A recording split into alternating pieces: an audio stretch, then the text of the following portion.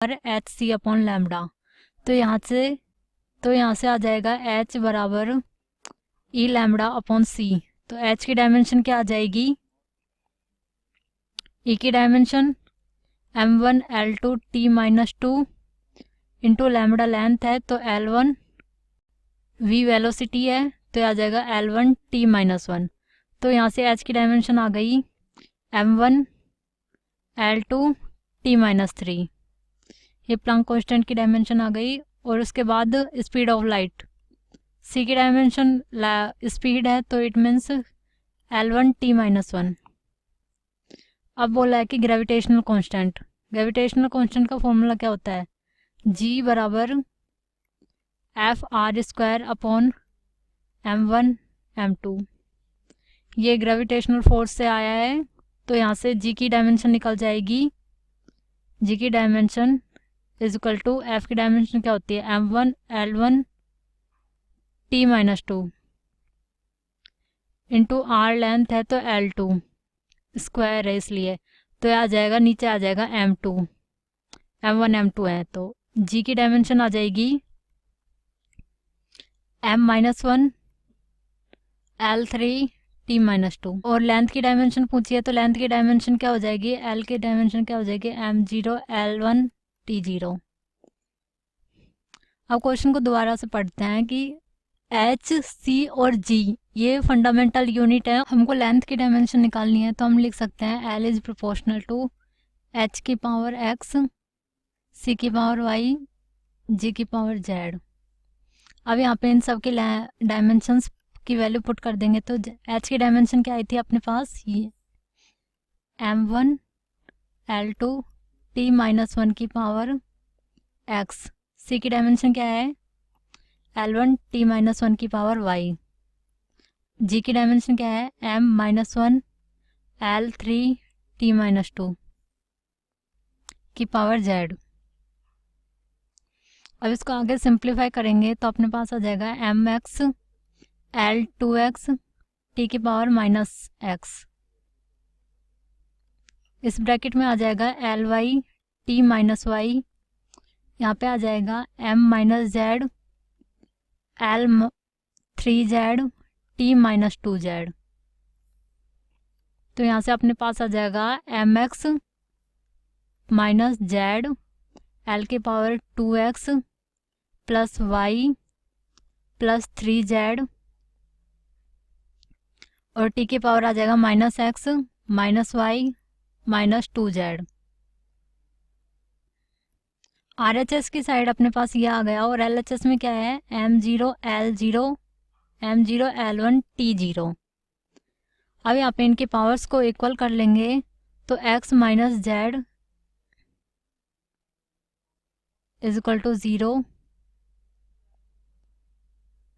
It means x is equal to z आ जाएगा।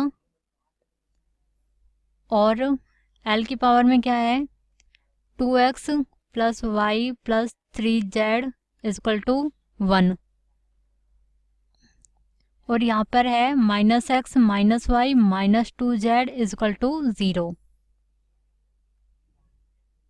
तो अपने पास एक इक्वेशन आ गई कि x is equal to z है, तो यहाँ से ये निकाल लेंगे कि x की जगह z रख देंगे, तो 2z plus y plus 3z is equal to 1, it means y plus 5z is equal to 1, ये इक्वेशन 2 आ गई।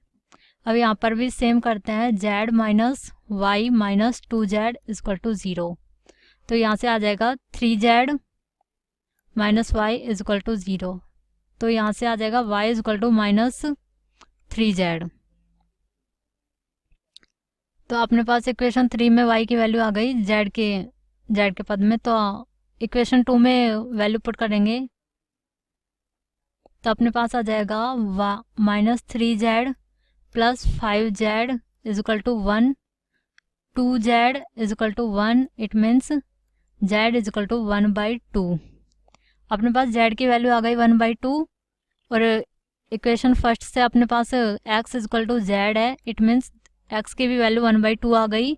अब y की वैल्यू निकालते हैं, इक्वेशन 3, यहाँ पे y is equal to minus 3z है, इट मीन्स माइनस 3/2 2। अब हम देखेंगे कि x इजकल टू 1/2 है, y इजकल टू -3/2 है, z इजकल टू 1/2 है। अब फाइनल फार्मूला लिखते हैं कि L का फार्मूला क्या होगा। एज L इजकल टू है h की पावर x है, इट मीन्स h की पावर हाफ, y की पावर c की पावर y था तो c की पावर -3/2 y की वैल्यू को रख देंगे, और g की पावर z था, इट मीन्स g की पावर हाफ। तो आ जाएगा h और g की पावर हाफ बाय c की पावर 3/2।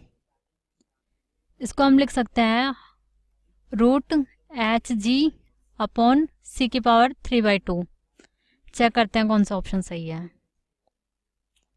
hg upon c की power 3/2, it is C option. Same time in a straight line and their position are represented by xp, that is position of car p is given like xp is equal to at plus bt square, and position of car q is given as ft minus t square. At what time do the car have the same velocity? We need to find out the time at which both the car have the same velocity.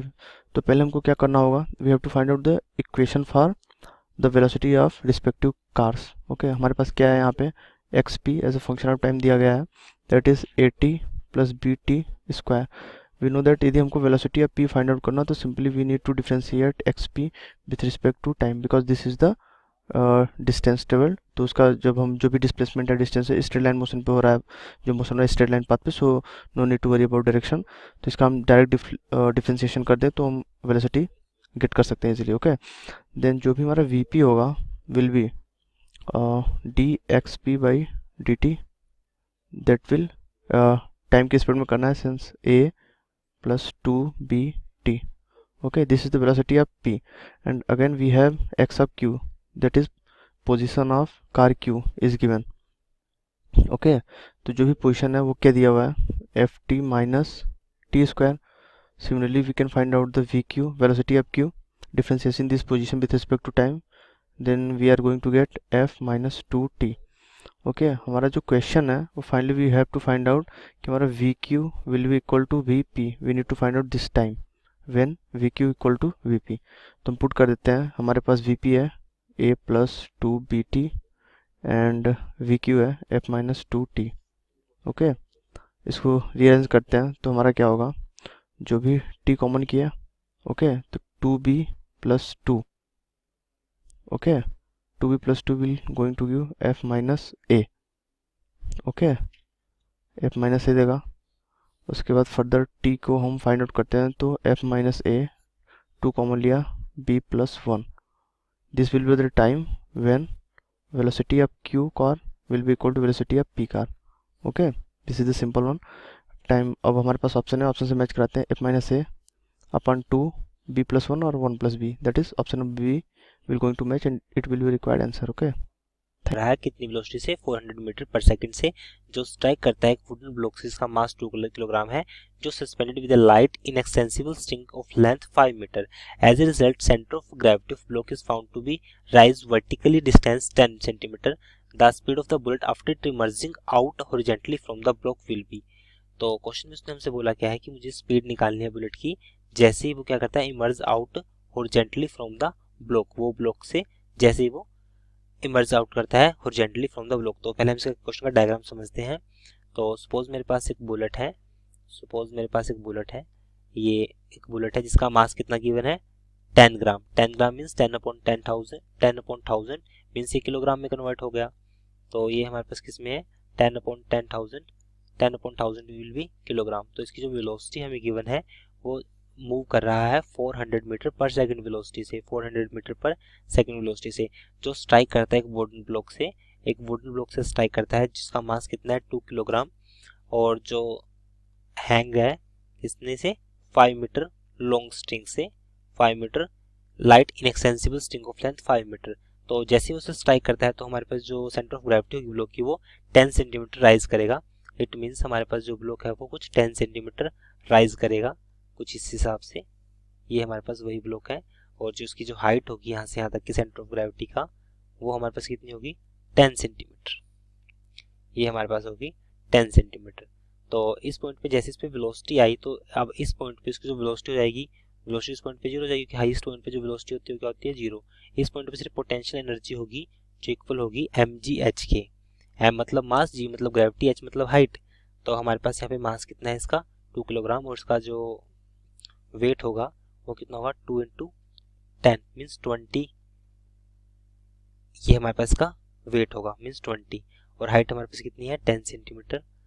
तो यहाँ से हम इसकी potential energy को find out कर सकते हैं। और जैसे ही जो बुलेट है इसे स्ट्राइक करेगा, तो स्ट्राइक करने के बाद अब जो बुलेट जिसकी वेलोसिटी होगी उसको मैंने सपोज किया v2, और जैसे से स्ट्राइक करेगा जो बुलेट है उसकी वेलोसिटी हमारे पास क्या होगी, स्ट्राइक करने के बाद उसकी वेलोसिटी को मैंने सपोज किया v1। तो फर्स्ट में से v2 की बात करता हूँ। v2 कितना होगा, इस पॉइंट पे इसकी काइनेटिक एनर्जी होगी और इसकी पोटेंशियल एनर्जी जीरो होगी। इस पॉइंट पे इसकी सिर्फ काइनेटिक एनर्जी होगी, इसकी जो पोटेंशियल एनर्जी होगी वो जीरो होगी, क्योंकि इस केस में हमारे पास हाइट जीरो है, बिकॉज सेंटर ऑफ ग्रेविटी की जो हाइट है वो जीरो है। सो इट मीन्स हमें यहाँ पे लगाना है law of conservation of energy. So apply law of conservation of energy. So by using law of conservation of energy, तो हम यहाँ पे क्या करेंगे, इस half m v2 square will be equal to, convert हो जाएगी वो पोटेंशियल एनर्जी में mgh means kinetic energy plus potential energy is equal to potential energy plus kinetic energy. इस केस में हमारे पास काइनेटिक एनर्जी जीरो है, इस केस में हमारे पास पोटेंशियल एनर्जी जीरो है। तो यहाँ से हमने v2 की वैल्यू को हम फाइंड आउट करते हैं। सो v2 का जो स्क्वायर होगा will be equal to 2gh, तो 2 हमारे पास एज इट इज, g हमारे पास 10 है, और हाइट हमारे पास कितनी है इसके क्वेश्चन में 10 सेंटीमीटर। 10 सेंटीमीटर मीन्स 10/100, जो कि मीटर में कन्वर्ट कर देंगे हम इसको 10/100। तो यहाँ से ये कैंसिल, तो मेरे पास ये कितना बचेगा, सिर्फ √2 बचेगा। तो यहाँ से हमारे पास ये √2 बचा। ये वेलोसिटी हमारे पास क्या है, √2 मीटर पर सेकेंड, ये वेलोसिटी आ चुकी है v2। अब हम इसमें फर्स्ट में अप्लाई करना है law of conservation of momentum. जैसे हमारे पास फर्स्ट बॉडी हमारे पास यहाँ पे मास m1 है, वेलोसिटी v1 है, बट स्टार्टिंग में तो ये रेस्ट पे थी, स्टार्टिंग में ये बॉडी रेस्ट पे थी, तो बाद में इसके पास वेलोसिटी आई जो कि v2 और v1 के इक्वल है।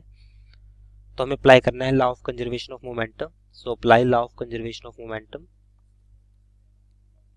Apply law of conservation of momentum. तो स्टार्टिंग में बुलेट का मास कितना है m1, इसकी वेलोसिटी क्या है v1, जिसको मैंने सपोज किया u सपोज किया, क्योंकि v1 हमारे पास इसकी वेलोसिटी आफ्टर कोलिजन है। तो m1 u1 is equal to, जैसे उसे स्ट्राइक किया तो जो ब्लॉक है उसका मास m2 है, उसकी वेलोसिटी कितनी है v2, और बुलेट हमारे पास उसका मास m1 है, उस टाइम उसकी वेलोसिटी क्या हो गई v1। ये हमारे पास क्या अप्लाई किया हमने, law of conservation momentum means initial momentum और फाइनल मोमेंटम का कंसेप्ट है। अब हमारे पास m1, बुलेट का मास कितना था, बुलेट का मास हमारे पास है 10 किलोग्राम, जिसको हमने कन्वर्ट किया 10/1000 किलोग्राम, 10/1000 इंटू में u1 हमारे पास कितना है इसका 400 मीटर पर सेकेंड।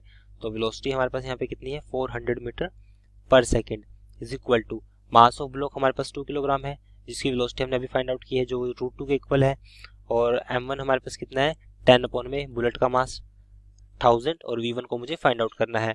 सो v1 को मुझे फाइंड आउट करना है, तो यहाँ से इसको सिंपली सोल्व किया, ये 0 से 0 कैंसिल, 0 से 0 कैंसिल, तो मेरे पास आएगा 4 इज इक्वल टू 2 इंटू ये हमारे पास कितना है 1.41 होता है √2 प्लस में 10/1000 मीन्स हमारे पास 0 से 0 कैंसिल हुई, ये हमारे पास आएगा 0.0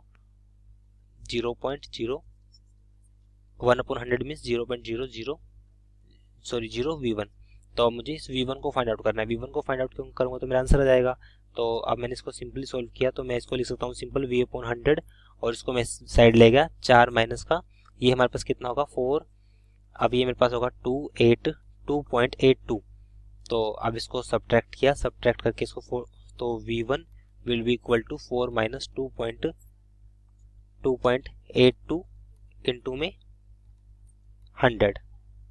तो हमने इसको सिंपल सोल्व किया, तो यहाँ पे हमारे पास आएगा 1.18 इंटू में 100, जो कि नियरली इक्वल आएगा हमारे पास 119 मीटर पर सेकंड के, बट हमारा आंसर 120 मीटर पर सेकंड के नियरली इक्वल है। तो यहाँ से जो हमारा आंसर आएगा ए एंड बी, इसका वेलोसिटी दिया है 0.5 मीटर पर सेकंड और माइनस 0.3 मीटर पर सेकंड। अगर ए इलास्टिकली कोलाइड हुआ तो माने कोएफिशिएंट ऑफ इलास्टिसिटी दिया है E is equal to 1। Final velocity find करना है। पहले हमें कंजर्वेशन ऑफ मोमेंटम अप्लाई करते हैं। ये क्या होता है, आइडेंटिकल बॉल्स तो मास m लेते तो क्या होगा m into 0.5 minus m into 0.3 is equal to m into V1 plus m into V2, ये होगा 0.2 is equal to V1 plus V2। ये इक्वेशन 1 है, ये इक्वेशन 1। तो दूसरा क्या होगा, E इज इक्वल टू हमको पता है minus of V1 minus V2 by U1 minus U2। तो E is equal to E होगा 1 is equal to minus of V1 minus V2 by U1 दिया है 0.5 माइनस ऑफ माइनस 0.3, माने ये 0.8 होगा। V2 माइनस V1 होगा 0.8, V1 प्लस V2 होगा 0.2। इधर से अगर V1 कैंसिल किया तो ऐड करके 2V2 होगा 1, माने V2 इज इक्वल टू 0.5। अगर V2 0.5 है तो V1 होगा V2 0.5 माने V1 होगा minus 0.3।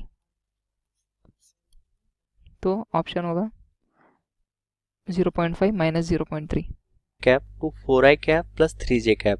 When a force of 4i cap plus 3j cap Newton is applied, how much work has been done by the force? Okay, तो यहाँ पे देखो एक पार्टिकल है जो कि मूव करता है कहाँ पे, -2i cap plus 5j cap से 4i cap plus 3j cap। कितने न्यूटन के फोर्स से? 4i cap plus 3j cap Newton का जब फोर्स उस पर अप्लाई होता है तो उसकी पोजीशन क्या होती है, चेंज हो जाती है। तो how much work has been done by the force, तो यहाँ पे हमें वर्क डन निकालना है कितना होगा। ओके, तो यहाँ पे देखो फोर्स कितना अप्लाई कर रहे हैं हम, तो फोर्स लगा रहे हैं हम यहाँ पे 4i cap plus 3j cap Newton का। ओके, और यहाँ पे देखो पार्टिकल की जो इनिशियल पोजीशन है r1 वो कितना है, माइनस का 2i cap है और प्लस का 5j cap है, और r2 यहाँ पे कितना है, वो है 4i cap plus 3j cap। Okay, हमें क्या निकालना है, वर्क। तो वर्क क्या होता है, फोर्स इनटू में displacement F dot ds। Okay, तो अब यहाँ पे देखो डिस्प्लेसमेंट कैसे फाइंड करेंगे, ds। तो यहाँ से देखो जो डिस्प्लेसमेंट आएगा ds वो क्या आएगा, r2 minus r1 final minus initial. Okay, तो r2 वेक्टर हमें कितना दे रखा है, ओके ये वेक्टर की फॉर्म में दे रखे हैं। तो r2 हमें यहाँ पे दे रखा है 4i cap प्लस का 3j cap, और माइनस का r1 कितना दे रखा है, वो माइनस का 2i cap और प्लस का 5j cap। ओके, तो यहाँ से ds वेक्टर कितना आ जाएगा, देखो वेक्टर की फॉर्म में दे रखे हैं, तो ds वेक्टर यहाँ से कितना आएगा, अब 4i cap तो इसको लिखते हैं 4i cap प्लस का 3j cap, और माइनस का ये माइनस माइनस प्लस हो जाएगा 2i cap और ये माइनस का 5j cap। ओके, सो ds वेक्टर यहाँ से कितना आ जाएगा, देखो 4i cap प्लस का 2i cap कितना हो जाएगा 6i cap, और यहाँ पे 3j cap है और माइनस का 5j cap है, तो माइनस का बचेगा यहाँ पे कितना 2j cap। ओके, तो अब तो हमें क्या निकालना है, वर्क निकालना है अब। ओके, तो W इज इक्वल टू क्या आ जाएगा, देखो फोर्स इनटू में डिस्प्लेसमेंट। तो फोर्स कितना अप्लाई कर रहे थे यहाँ पे पार्टिकल पे, 4i cap plus 3j cap का, तो ये आ जाएगा 4i cap प्लस का 3j cap। ओके, और उनका डॉट प्रोडक्ट हो जाएगा किसके साथ, ds के साथ, तो ये हो जाएगा 6i cap माइनस का 2j cap। ओके, अब देखो डॉट प्रोडक्ट में होता क्या है कि डॉट प्रोडक्ट में i डॉट i किसके इक्वल होता है, 1 के equal. Similarly j dot j किसके इक्वल होता है, 1 के, और k डॉट k किसके इक्वल होता है, 1 के। ओके, अगर i डॉट j करें तो वो किसके इक्वल हो जाएगा, 0 के, या फिर j डॉट i करेंगे 0 के इक्वल, मतलब कि एक भी अगर इंडेक्सिस चेंज होगी तो वो क्या हो जाएगा, 0 हो जाएगा डॉट प्रोडक्ट। तो यहाँ पे देखो i का i के साथ हो जाएगा केवल, और i डॉट j करेंगे तो वो टर्म 0 हो जाएंगे। तो सिंपली यहाँ से वर्क कितना आ जाएगा, 4 6 जा 24 i डॉट i, और यहाँ पे कितना हो जाएगा, देखो 3 2 जा 6, तो माइनस का 6 और j डॉट j, तो j डॉट j कितना हो जाएगा 1। तो सिंपली यहाँ से वर्क कितना आ जाएगा 24 माइनस का 6, तो W इज इक्वल टू आ जाएगा यहाँ से मेरा 18 जूल। ओके, तो यहाँ पे हमें वर्क डन बताना है कि वायदा फोर्स कितना होगा, तो वो आ जाता है मेरा यहाँ पे मेरा 18 जूल के इक्वल। ओके, तो ये मेरा आंसर है फॉर दिस क्वेश्चन।